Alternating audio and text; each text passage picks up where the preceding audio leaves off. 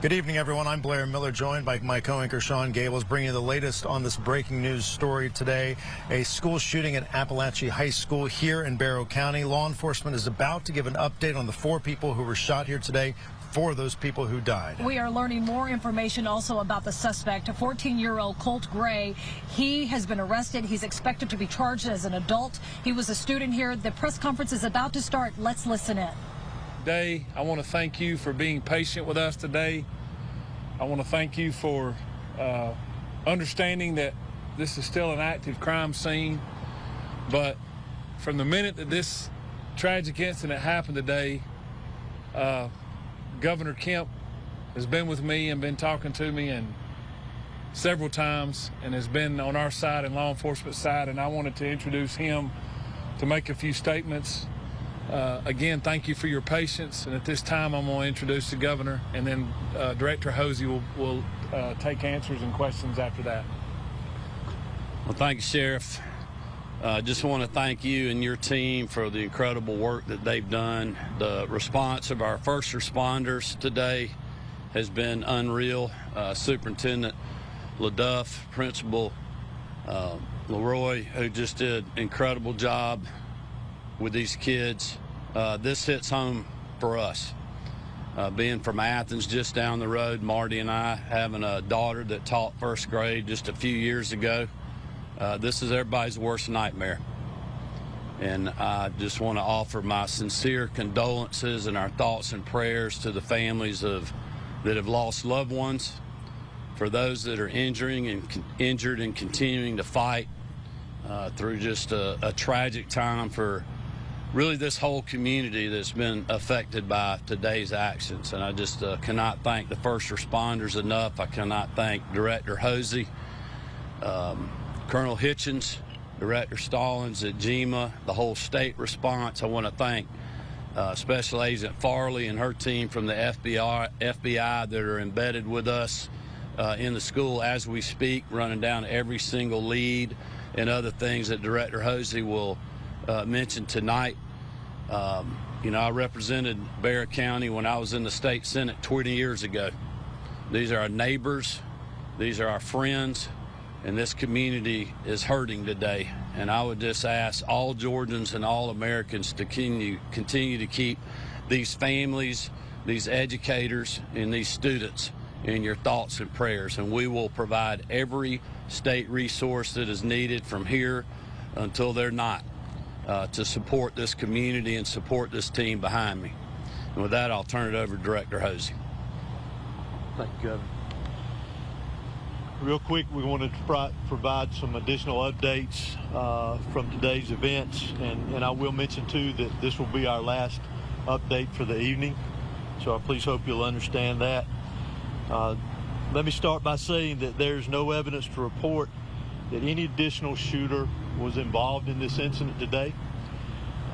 Investigators are actively pursuing, however, any leads of any potential associates of the shooter that was involved in this incident. So I say that to say we're following up any potential leads through the investigation to ensure if there are any associates involved in this that we find them, we identify them.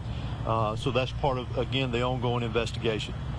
There is no evidence of a list of schools being targeted. However, there is a lot of evidence that is being recovered and evaluated. We're going through everything to determine if there is any active threats to any schools in this area, this county, and the state of Georgia. And we will continue to monitor that throughout this investigation, throughout the evening as we carry on. There was a call, as we're aware of, to a local high school as well this morning with a reported threat. Police responded and investigated and determined that there was no threat after all.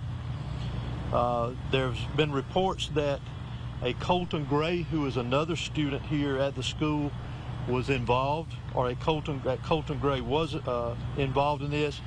If you recall from a previous press conference earlier this afternoon, the individual that we have arrested and will be charged with this, his name is Colt Gray. But there is another student here at the school with a very similar name. We want to ensure everyone that Colton Gray is not involved in this incident. That is the name that I provided you earlier this afternoon. So those reports were inaccurate, if that was passed on to you. I do, however, want to identify the victims of this incident today, those that lost their life in this tragic event. Mason Schermerhorn, age 14, who is a student here at the school. Christian Angelo, who is 14, also a student here at the school. Richard Aspinwall, I'm not sure of his age, but he was a teacher here at the school. And Christina Irmery, I'm sorry for my pronunciation, who was also a teacher here at the school. We will post a list of these victims for the correct spellings for everyone later this evening after we complete the press conference here. Also, as has been released, the FBI's National Threat Operations Center has received anonymous tips in the past of online threats to commit school violence or school shootings at an undetermined location and time. The FBI referred this information to the Jackson County Sheriff's Office for action. The Jackson County Sheriff's Office identified and located Gray, who is our suspect in this case. They conducted an investigation at that time, and there was no probable cause for arrest or to take any additional law enforcement action. This is not recent, this is in the past, but we wanted to bring that to your attention because we are pursuing that, working with the FBI on that, and any connection to that incident that could be connected to today's incident as well. Also, we're also aware of some previous contacts that the Department of Family and Children's Services in the area had with the suspect and his family, and we are pursuing that avenue as well too to see if that has any connection with today's incident. Let me stress again, as we have many times, that this is still a very fluid investigation. It is still very active. We will have agents and there will be law enforcement personnel that will be pursuing investigative leads and collecting evidence throughout the night and into much of tomorrow, I would anticipate as well. We again ask for your patience in that. This is a criminal investigation, and we're going to treat it like that. So I apologize ahead of time if we don't answer some of the questions that you may ask, so please understand. I also want to bring note to one very special thing that we do not need to forget about here, is we have heroes in our midst. We've talked about our law enforcement personnel, our fire, our EMS. Those that are deceased are heroes in my book. Those that are in the hospital recovering right now are heroes in my book. But also the heroes that we need to remember is our faculty and staff here at this school. They acted admirably. They were heroes in the actions that they took. The protocols that this school and this system activated today prevented this from being a much larger tragedy than what we had here today. So I want to recognize them as heroes, because they are. And continue with our thoughts and prayers, as has been mentioned, for the families that were lost here today, those that were lost here today, those that are recovering in the hospital, and obviously those that were affected directly by this tragedy here at the school, and all of the community of Barrow County. We need to continue to have them in our thoughts and prayers. Thank you for doing another one of these again. Can you tell us, by chance, since he's being charged as an adult, will he be in court tomorrow? Will there be a first court appearance? Will he be booked tonight?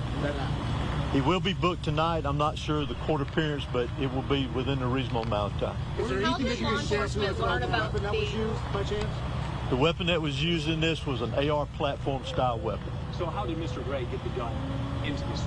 We're still investigating that aspect of it. Did he go out of the classroom, get the gun, and come back? We've heard some of that from some students. We're still trying to clarify a lot of the timeline from the time that he got here to school today until the incident took place. And last one from me. I mean, so often, I know people at home, we always hear something that the FBI has heard something about someone who goes and does one of these tragic events.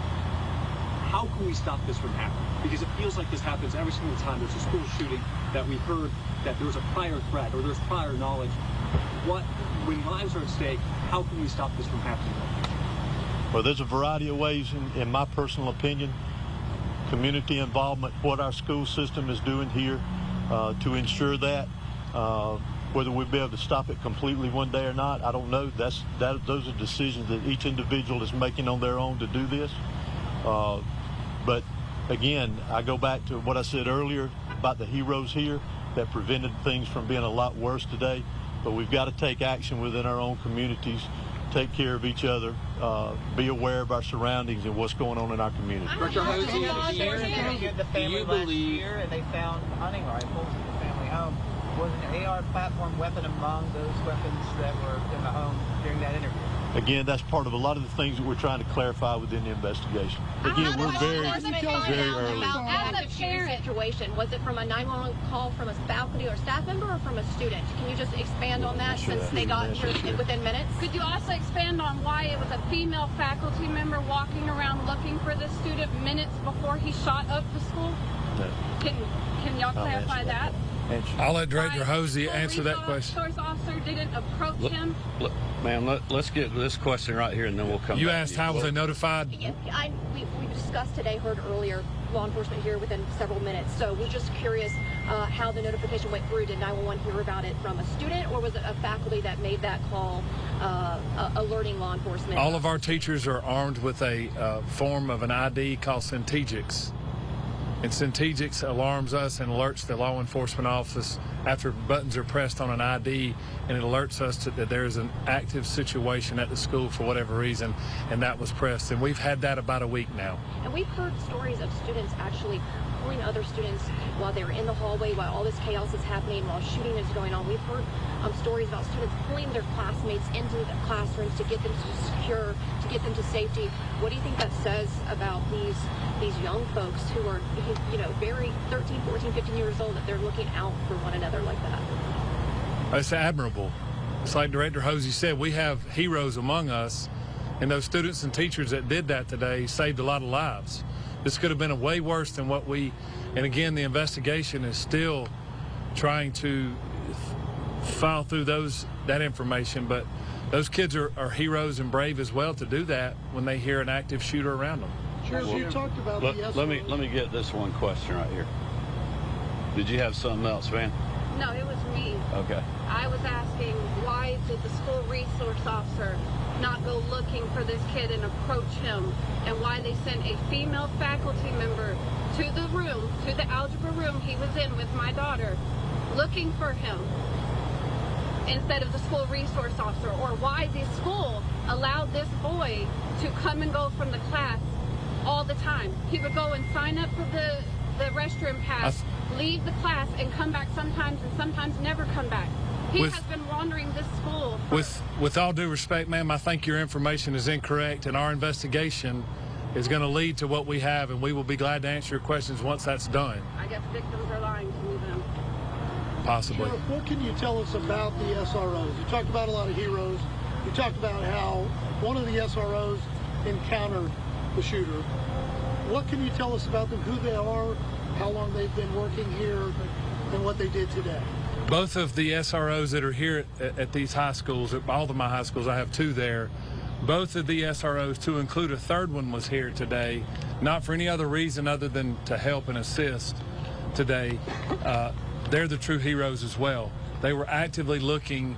They had an alert, I guess, if you will, and when they interjected, or when this shooting began, they interacted with the shooter, Mr. Gray, and as soon as they made contact with him, he gave up immediately. Can you share these officers' names? Not at this time. I'd rather not. Well, where is the shooter right now? You said in custody. The shooter is in custody at the Barrow County Detention Center because he is a juvenile. He's being booked in, and he will be transported to RYDC. Were officials or school administrators tipped off by a threat here before the shooting happened? I'm not aware of that at this time. Sheriff or Director, can you say the condition on those injured that were taken to the hospital? Have you got any updates on how they're doing? All of our victims that are at the hospital are going to make it and going to recover well, as we've been told, and we don't expect any more fatalities at this time. Last question. Has there been any shooting or tragedy to this scale inside a Georgia school that you're aware of? Can you speak to that? I can't speak to that, no. Can you put this in perspective for us then? What today has meant for law enforcement, for students, all of those affected? Tragic. when someone preys on kids, it's tragic. Like I said earlier, hate is not going to prevail in our county, and hate's not going to prevail in our state. And pure evil did what happened today. That's all I can tell you. I want to continue to say that. I'm proud of the men and women behind me. I'm proud of the women that stood beside me. I'm proud of the men and women who protected these kids. I'm proud of this staff. I'm proud of this community. And I just ask for prayers.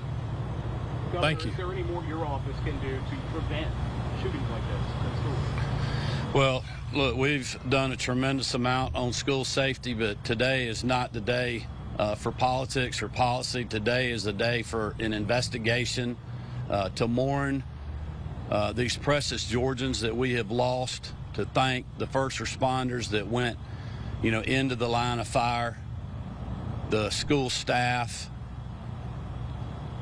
superintendent, the principal, and others that are just trying to hold this community together. That's what we need to be focused on right now. We also had a tragic loss of a firefighter in Greene County earlier today before this event happened, with an explosion that killed the life of a first responder that, again, was running in to danger when many people were trying to run out. And that's what the focus needs to be on tonight. I would ask everybody to continue to keep this community, these victims, and these educators and these men and women in law enforcement in your thoughts and prayers. Thank you. Thank you, Governor. I just want to thank everyone for their patience.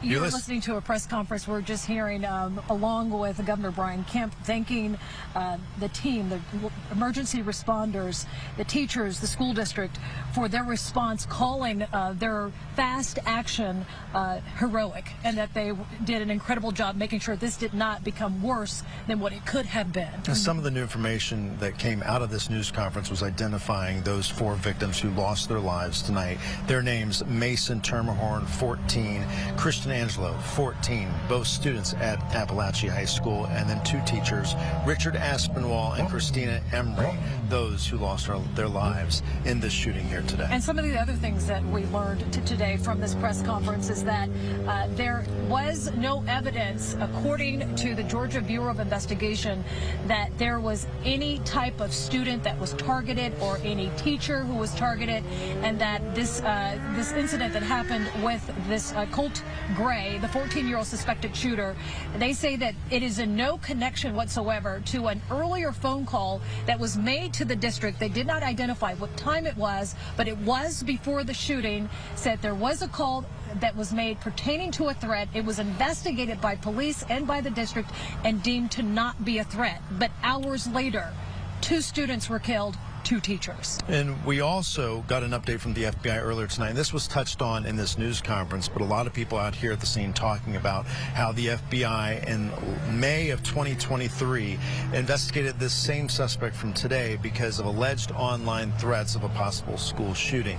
This was forwarded to the Jackson County Sheriff's Office. The FBI was involved. They deemed it not to be serious enough to go any further, but certainly raising a lot of questions here tonight. And they also said, according to the GBI, that the Department of Children's Services had checked in with Colt Gray's family, the 14-year-old suspected shooter, and they're trying to see if there's any potential tie between the Department of Children's Services and what happened at Apalachee High School today. Most of the people asking those questions, members of the media, but as you may have heard, there was a woman asking questions there to the governor and then to law enforcement, asking about her daughter. And Sean, you spoke with her just a few minutes before that news conference. We're going to have an exclusive report tonight at 11, and she shares her daughter was in the classroom with Colt Gray when he walked out, allegedly, they suspect he went to the bathroom, tried to come back to the classroom, but the class has automatic locked doors, which prevented him from being able to get access to that classroom. A student went to go open the door for him and saw what appeared to be a gun and then pushed back, and at that point, that is when she says Colt Gray, the 14-year-old suspected shooter, tried to get into the classroom, could not get in, so the classroom that was adjacent to their classroom, he began to shoot in there. And according to the police, we just heard from the press conference, the type of weapon that he used was an AR flat-styled weapon. We have a lot more questions about that. I'm not sure what kind of weapon that is. Sure, and those questions will continue, and so we will continue to be out here. We have a team of reporters joining us out here, and we will be bringing you live coverage from Apalachee High School tonight at 10 and 11. We will be updating you if there's new information before then, but we'll see you otherwise at 10 and 11. Back to you guys.